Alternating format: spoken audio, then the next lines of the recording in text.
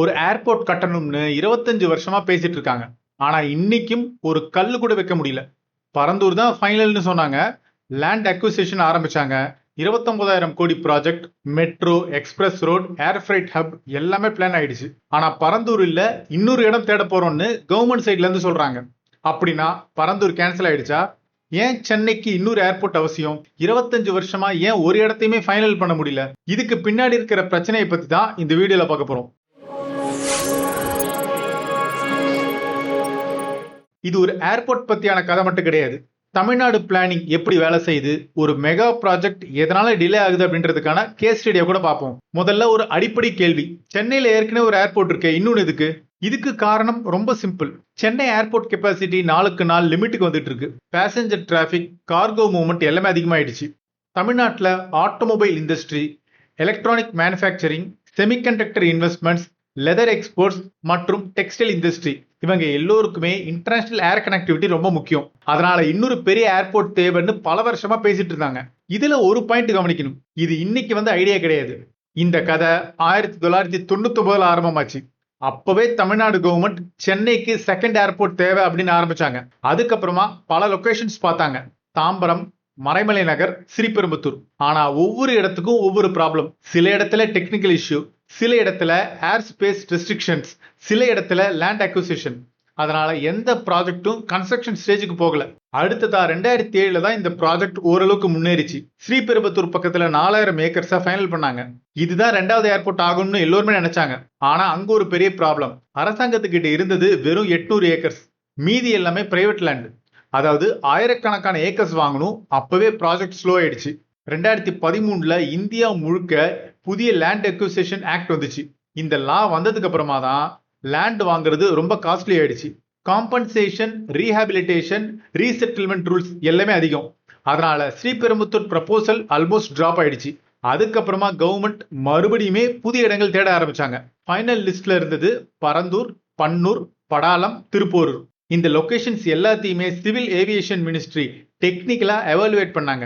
Runway alignment, wind pattern, air traffic, future expansion எல்லாத்தையுமே பார்த்ததுக்கு அப்புறமா ஃபைனல் ரேஸ்ல இருந்து பரந்தூர் மற்றும் பன்னூர். கடைசியா தேர்வானது பரந்தூர். பரந்தூருக்கு ஒரு பெரிய அட்வான்டேஜ் இருக்கு. இது சென்னை பெங்களூர் இண்டஸ்ட்ரியல் காரிடாருக்கு ரொம்ப close. Sriperumbudur industrial belt, Oragadam, Sunguvar Chatram, automobile companies, electronic industries, future manufacturing hub, இப்படி இதுக்கு பக்கத்துல ஏர்போர்ட் இருந்தா இண்டஸ்ட்ரீஸ்க்கு பெரிய பெனிஃபிட் கிடைக்கும். அதனால மத்திய அரசு இதுக்கான அப்ரூவல் கொடுத்தாங்க. Airport authority of India techno economic clearance கொடுத்தாங்க. அதாவது பேப்பர்ல ப்ராஜெக்ட் கிரீன் சிக்னல் வாங்கிடுச்சு. இது ஒரு சாதாரண ஏர்போர்ட் கிடையாது. எஸ்டிமேட்டட் காஸ்ட் பாத்தீங்கன்னா சுமார் 29,143 கோடி ரூபாய். இதோடைய கன்ஸ்ட்ரக்ஷன் 4 ஃபேஸஸா நடக்கும். மொதல் ஃபேஸ் மட்டுமே 13,854 கோடி ரூபாய் கிட்ட செலவாகும். சுமார் 5,746 ஏக்கர் நிலம், 13 கிராமங்கள், இதோட கூட மெட்ரோ எக்ஸ்பேன்ஷன், புது சாலைகள், லாஜிஸ்டிக்ஸ் ஹப், ஏர் ஃப்ரைட் வில்லேஜ், இண்டஸ்ட்ரியல் கனெக்டிவிட்டி எல்லாமே பிளான் பண்ணப்பட்டுச்சு. கவர்மெண்ட் காம்பன்சேஷன் கொடுக்க ரெடியா இருந்தாங்க.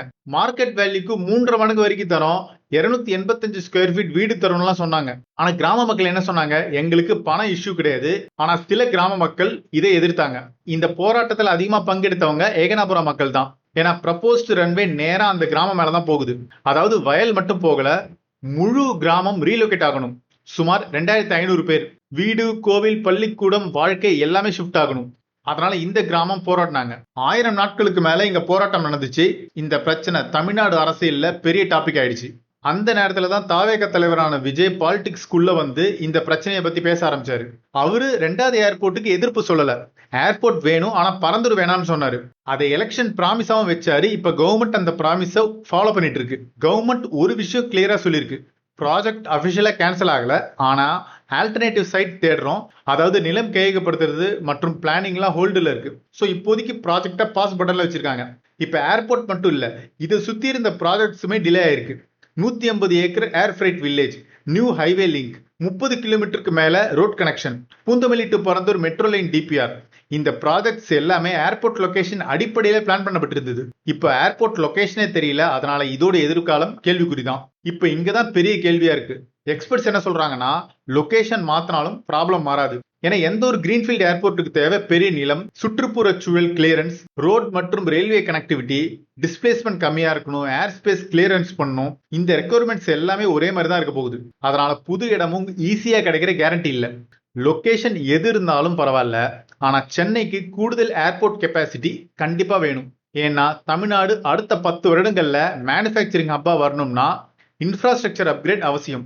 ஆனா இந்த பரந்தூர் திட்டத்தை கைவிடுறதாவோ வேறு இடத்துக்கு மாத்துறதாவோ இல்லனா திரும்ப பெறதாவோ தமிழ்நாடு அரசு கிட்ட இருந்து மத்திய அரசுக்கு எந்த விதமான அதிகாரப்பூர்வ கடிதம் கிடைக்கல அப்படின்னு உறுதியா சொல்லியிருக்காங்க. 25 வருஷமா நடந்த இந்த செகண்ட் ஏர்போர்ட் இஷ்யூ மறுபடியும் ஆரம்ப நிலைக்கே வந்த மாதிரியான ஒரு சூழல் இருக்கு. பரந்தூர் அபிஷியலா கேன்சல் ஆகல, ஆனா ஹோல்ட்ல இருக்கு. கவர்மெண்ட் புதிய இடம் தேடுது, ஆனா எந்த சைட்டுன்னு தெரியல. ஒருவேளை புது இடம் தேடினாலுமே அங்கேயுமே பொதுமக்களுடைய எதிர்ப்பு வராதா? மத்திய அரசு அதுக்கு ஒத்துக்குமா? ப்ராஜெக்ட் மீண்டும் டிலே ஆகுமா? இந்த கேள்விக்கெல்லாம் பதில் வரும் மாதங்கள் மற்றும் வருடங்கள்ல கூட தெரியறதுக்கான வாய்ப்பு இருக்கு. சோ இந்த விஷயத்தை பத்தி உங்க கருத்து என்ன? பரந்தூர் தான் சரியான இடமா, இல்ல அரசாங்கம் புதிய சைட் தேடுறது கரெக்டான முடிவா? இந்த மாதிரியான இன்ஃப்ராஸ்ட்ரக்சர் ப்ராஜெக்ட்ஸ் பத்தியான அப்டேட்ஸ்க்கு நம்ம இன்ஃப்ரா சேனலை சப்ஸ்கிரைப் பண்ண மறக்காதீங்க. நான் உங்களை அடுத்த வீடியோல சந்திக்கிறேன். நன்றி.